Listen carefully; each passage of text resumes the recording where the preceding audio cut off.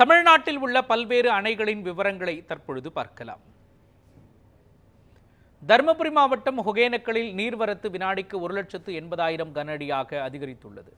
இதனால் 17வது நாளாக பரிசல் இயக்கவும் ஆற்றில் குளிக்கவும் மாவட்ட நிர்வாகம் தடை விதித்துள்ளது.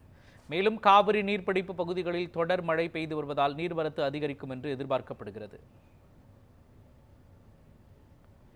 ஈரோடு மாவட்டம் கீழ்பவானி அணைக்கு நீர்வரத்து வினாடிக்கு 12,463 கன அடியிலிருந்து 7,044 கன அடியாக நீர்வரத்து குறைந்துள்ளது.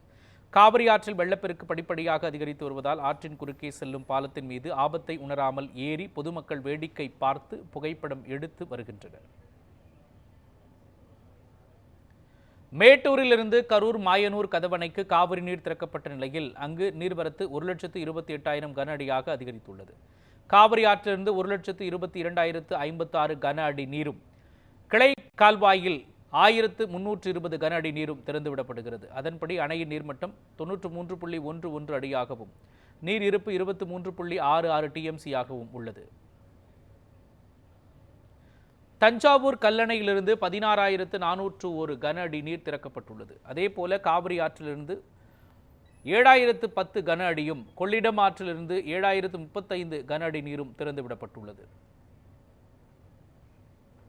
சேலம் மாவட்டம் மேட்டூர் அணைக்கு நீர்வரத்து வினாடிக்கு 1,70,500 கன அடியாக உயர்ந்துள்ளது. இதனால் அணையில் நீர்மட்டம் 120 அடியாகவும் நீர் இருப்பு 93.47 டிஎம்சியாகவும் இருந்து வருகின்றது.